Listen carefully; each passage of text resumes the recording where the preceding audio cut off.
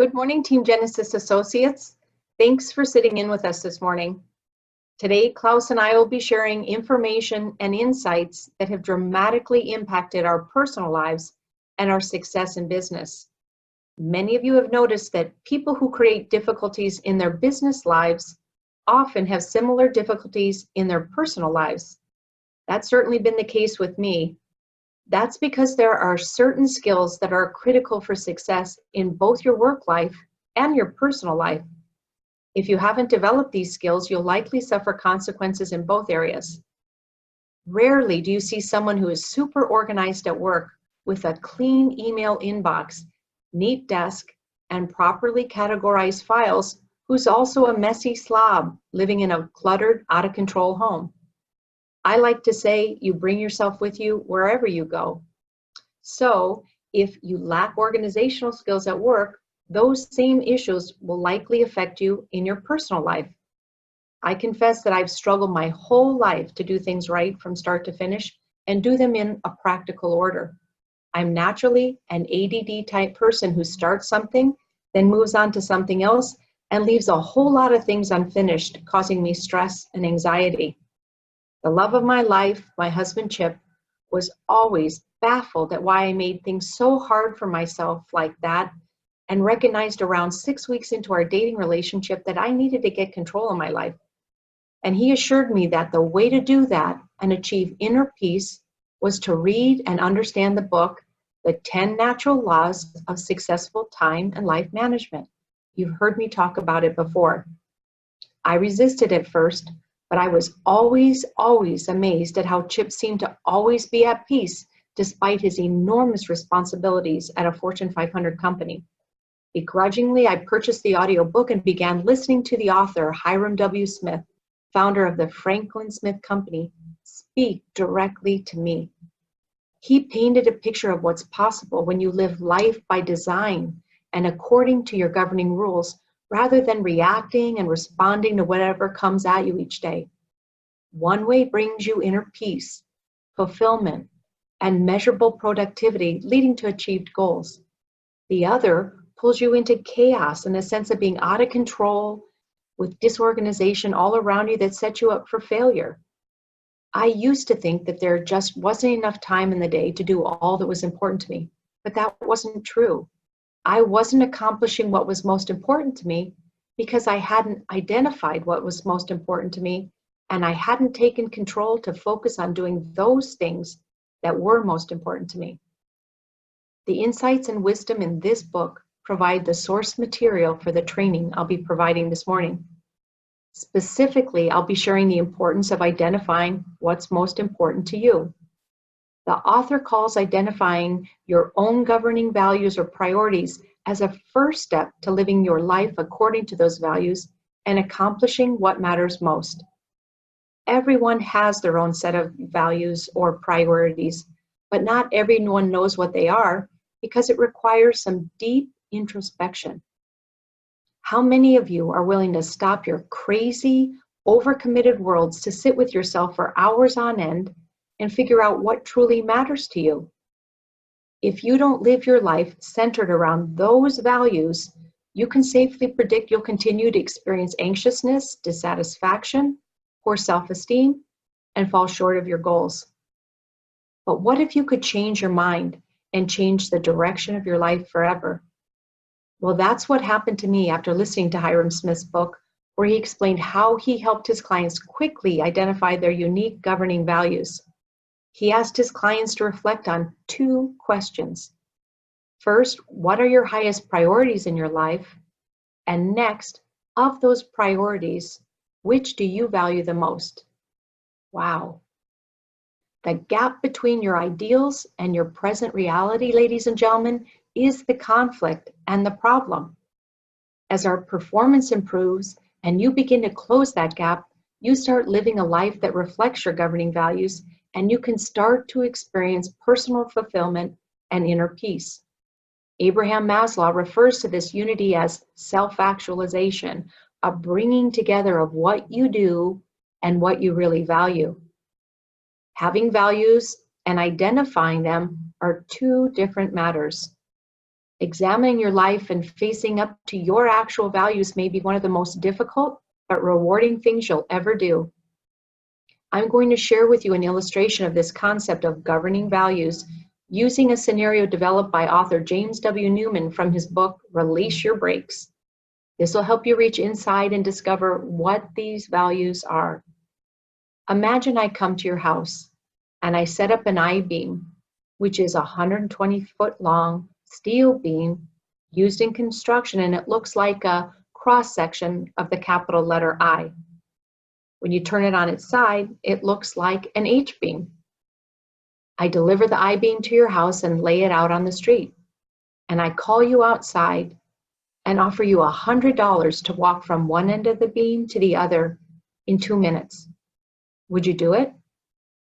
All but one person accepted the challenge put to them by this author.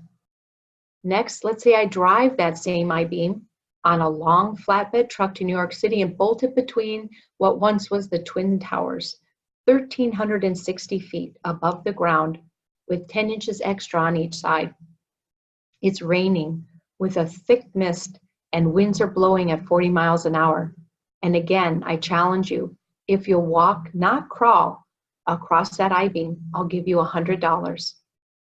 Hiram Smith found that all his clients said no to his $100 offer, up to $1,000 offer, then up to a $100,000 offer, and finally, when he offered them $1 million, a few hesitated before declining. So why is that people won't walk that beam, even for the chance to make a small fortune?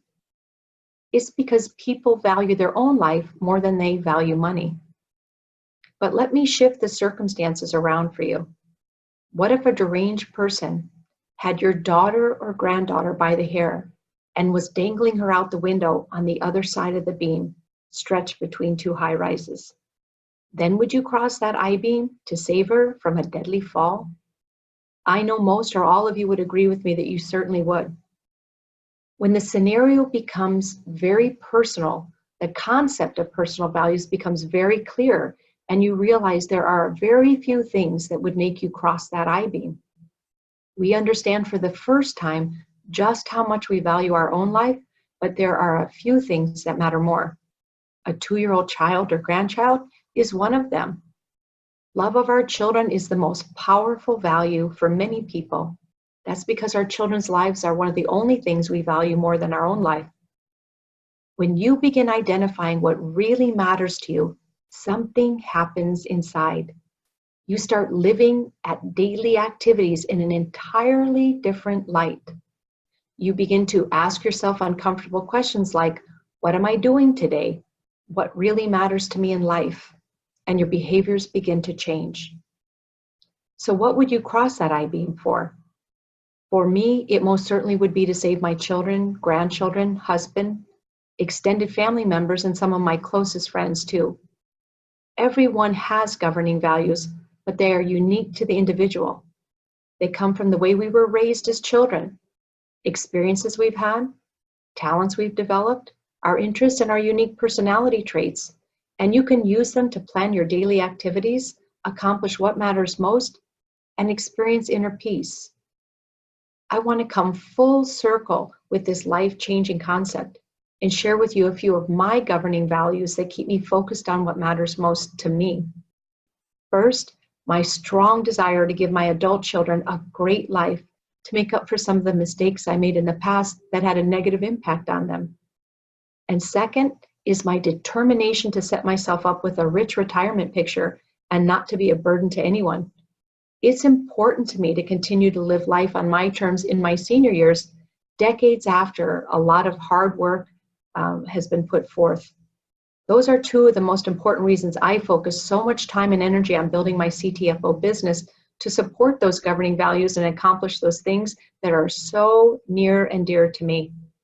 Your priorities may be important to you, but you should know what they are and make sure your daily activities are aligned with those goals that are unique to you. Now, let me share a new breakthrough I've had just 2 weeks ago that's allowed me to gain proper perspective on things that are most important versus things that are less important. I live in a very nice, low-crime neighborhood in the suburban Phoenix metro area of Arizona. And as is probably the case with many of you, Chip and I have wonderful neighbors who we enjoy and get together with from time to time at each other's house for parties, etc. I want to tell you a little bit about our neighbor whose family lives directly across the street from us. His name is Jesus, and he owned a thriving landscape business that he ran for over 30 years. He immigrated here from Mexico as a young child with a second-grade education. He became a citizen of our great country and went to work doing the only thing he knew how to do, so he and his family would one day enjoy the American dream. He got each of his children college educations, cars, and he took them on family trips often. Family, friends, and his landscape clients all described him the same. Jesus was kind and generous, happy with a smile on his face every day, even after a grueling day of landscaping in 110-degree heat in Arizona. And he demonstrated his love and devotion to his wife and family every day in every way. On July 5th at 7:30 at night, he pulled up to his house right across the street after a long day at work. He was carjacked by a young man with a skateboard and a gun who just recently was released from jail after serving 7 years for aggravated assault. At gunpoint, he demanded our friend drive him down the street and drop him off at a vacant Boys and Girls Club parking lot. When he got out of my neighbor's truck, he shot him in the head and fled the scene. Our friend died 10 hours later in the hospital. A tragic, tragic story. An interesting twist to this story is that Jesus had a perfect closing conversation with his 3 children and wife the night before he was killed. He shared with each one of them how much he loved them and how important they were to him. Was it prophetic? Maybe. Who knows why he was moved to have those final conversations and speak his truth one last time. What this sad story has done for me is give me perspective. It's reminded me that a lot of things I worry about are really insignificant compared to what truly is important. Jesus will not spend one more day on earth with his precious family. Now we can all agree that's significant, right? That stark reality has helped me see some of the recent issues in my life as not so critical, such as my daughter calling to share her disappointment that another person's offer was accepted on the home she and her husband wanted. A takeaway? Yes. Certainly not a tragedy. My frostbitten toes not healing in the way I hoped they would after 5 surgeries? A big bummer, no doubt, but they're still attached and they get me from point A to point B. That's perspective and positive thinking. Losing my diamond earrings recently, a costly mistake, yes, but replaceable and hardly a tragedy. The cleaning lady at the hotel we vacationed at a few weeks back spilling liquid on my 2-year-old computer, necessitating me to buy a new one. Expensive, yes, but thank God for my CTFO career where I make enough money to replace it. That too is keeping things in proper perspective and finding the good in an unexpected and unwelcomed situation. Looking out my office window today across the street, I no longer see my neighbor's work truck parked in its usual place. It reminds me to stay focused on what matters most. And I know what that is because I've taken the time to define my priorities. Now it's just about doing my best to fill my day with activities that reflect those values. Rest assured, it includes letting all of you know how important you are to me and making a measurable difference in your personal life along with your business. I've asked myself, do each one of my children and grandchildren, husband, extended family members and friends know how important they are to me, how much I love them? If something were to happen to me today, the answer would be yes, if how I show up each day for them is congruent with my governing values that include prioritizing relationships that matter most to me. Jesus was a shining example of living life by his governing values that were clear to him as a young man and changed little over the years. He was willing to make the sacrifices necessary to come to America, earn citizenship, marry his wife, and start a family. He leaves the world a better place, as many of us hope to do. So the message I have for everyone today is that it's important to first identify your values and what matters most to you, and then start making decisions to spend your time on your daily activities according to those values. I've learned great lessons through this process, which has enabled me to enjoy both personal and business success. I only wish I knew 20 years ago what I know now, but it's never too late to learn these principles and start applying them in your own life to achieve what matters most to you and realize inner peace. And it's my complete pleasure this morning to turn this training over to Klaus Urbanek. Good morning, Janet, and thank you for your presentation. It was really emotional, and I feel for you and the family across from you. And you know, it is very important in life that when we leave the home in the morning for work or whatever, to always say how much we love our family. And it's a difficult topic, but it needs to be, talked about. And I like to be a little bit more practical, even though those stories go under the skin, and we all live through those in the past. Now, priorities, guys, are certain activities or things in your daily routine that are regarded as more important than others. Now, if it comes to me, my priorities are health, because if I'm not healthy, I cannot provide for my family. That's why that is most important. Number two would be my partner and wife and family. Number three, if you have it, it's a job. And number four is our business. And then I also always in life learned about two other priorities, is want and need. If it comes to an income opportunity or business, to me the higher priority would be want when compared to need. Because oftentimes prospects say in our conversation, you know, Klaus, I need $1,000 a month, or I need $500 in a week. Can I do it if I join your company? Well, yes, but don't fool yourself. You can if you are a good recruiter and attract business builders and network professionals into your business. And that I cannot tell you. We don't know yet. You have to ask yourself, are you a good recruiter? Do you have a track record in MLM, network marketing? What was your average income over, a 6 months period in the past?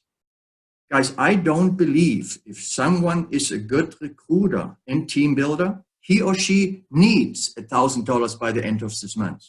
I believe they would have joined another good company already. However, if they want to make $500 or $1,000 a week, and they are good team builders with experience, yes, everyone is capable of doing it. You must get your priorities in order. We hear that all the time. If you want to work 5 hours today in your business, then do it, and don't have someone else invite you to go to the movies instead. Your priority is your business. Stick to your commitment that you have committed to in your CTFO business. Now ask yourself, why do you want to build a CTFO business? Many people don't know. They just register because it's free. But it's our job to find that out for those people. After I made the conscious decision to build a team in CTFO, and I'm always grateful for Jeanette Larson to follow up with me, because when she first did, I already forgot it the day later. I was so busy.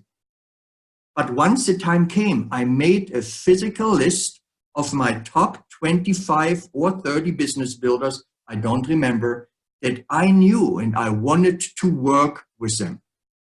Those are motivated, outgoing, professional people. It is called your prospect list. I basically selected the first enrollees I enrolled when I started that I could talk to and work with. Now, how many years are you willing to focus on your business? A month, 6 months, a year, 3 or 5 years? Guys, people go to college. with the goal to finish it, but they drop out after a year or two. People drop out of a relationship. Do you think they plan to drop out? No, they drop out of a job. And a ton of associates in CTFO that are needing or need an income quickly will also drop out as well, because they never built a team and can't generate $1,000 their first month or $500 their first week. And I'm not talking about those free riders or deadbeats, the way I call them, that enroll for free and never communicate or reply to you.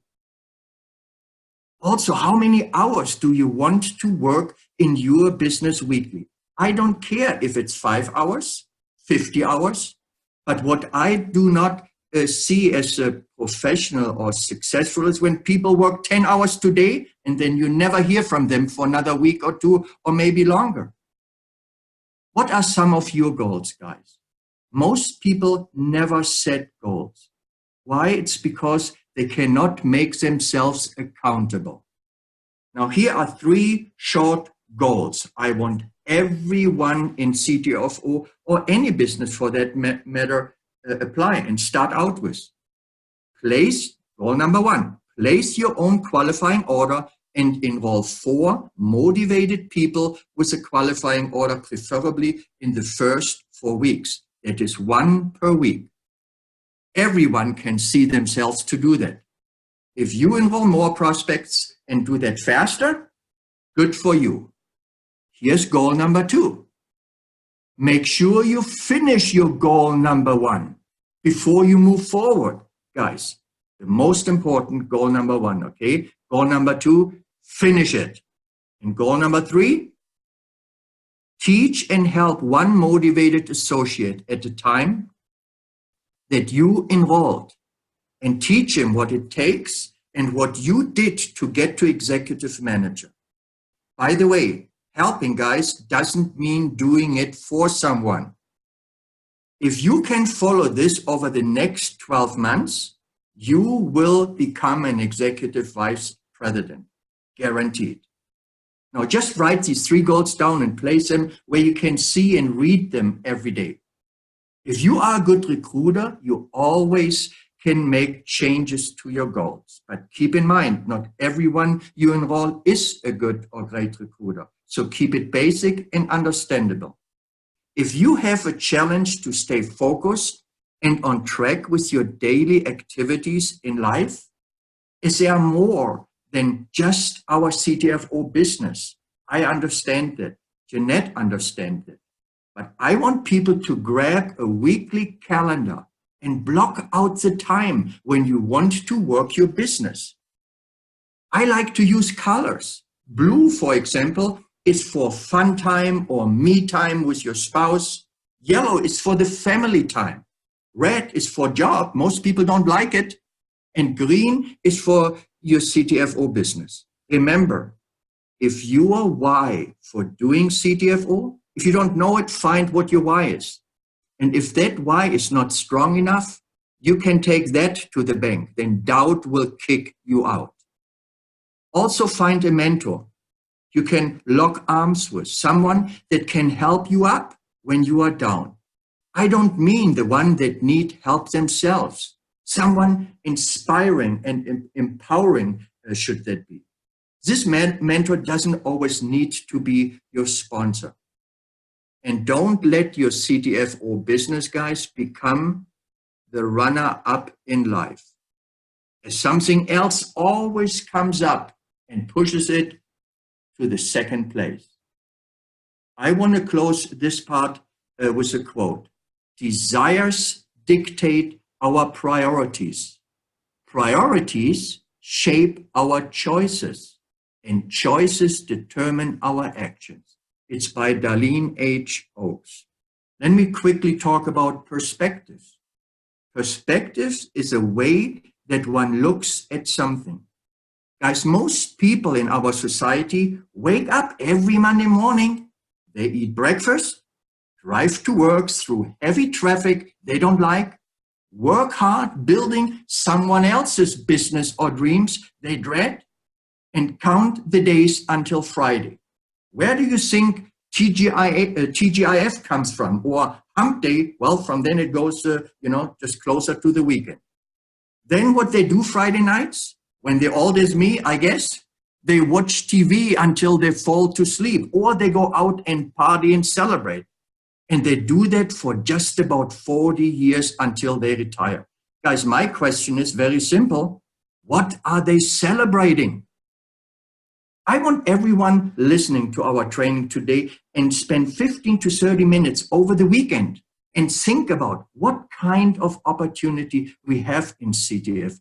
Do you realize that my daily commute is from my bedroom into the kitchen to grab a cup of coffee and then heading over into my office on the other side of my home, and I do it when I decide I want to.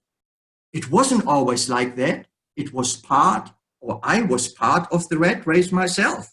I've been taught for many, many years, but I learned and worked hard, and it paid off. I read this quote once from Dr. Wayne W. Dyer, and I never forgot it. I think 10 or 15 years ago. And it goes like this. If you change the way you look at things, the things you look at will change. Let me talk briefly about inner peace. Know where you are going in life and business. You find never peace of mind until you listen to your heart. Start with baby steps and then expand your knowledge. And also start first with what you know and then build on that. Don't get discouraged when others are advancing faster, as you don't know what their experience is. Peace is a result of retaining your mind to process life as it is, rather than as you think it should be, by Wayne W. Dyer. Peace is a daily, a weekly, a monthly process, gradually changing opinions, slowly eroding old barriers, and quietly building new structures. This is by John F. Kennedy. If there is no inner peace, guys, people can't give it to you. Your team can't give it to you. Your husband or wife can't give it to you. Your children can't give it to you. You have to give it to yourself. That's by Linda Evans. And one more. If you cannot find peace within yourself, you will never find it anywhere else. And that's what Marvin Gaye once wrote. Guys, the last piece is prosperity. Prosperity is a condition of being successful or thriving, especially the financial well-being. And I have a couple of quotes here too. They are very powerful. Prosperity begins with a state of mind. The first step in achieving prosperity and wealth is learning to appreciate what you already have. And prosperity is a mindset. It is your expectation. Expect to expand your wealth. Wealth of knowledge, relationships, income, and wisdom. And the strongest single factor in prosperity consciousness is self-esteem. Believing you deserve it. Believing you will get it. This is by Jerry Gillis. Guys, thank you all very much for listening here this morning. And Janet, thank you for your presentation. And we all love it. You all have a blessed weekend. And we see you next Wednesday at one of our next presentations. Good day, good weekend, and see you soon.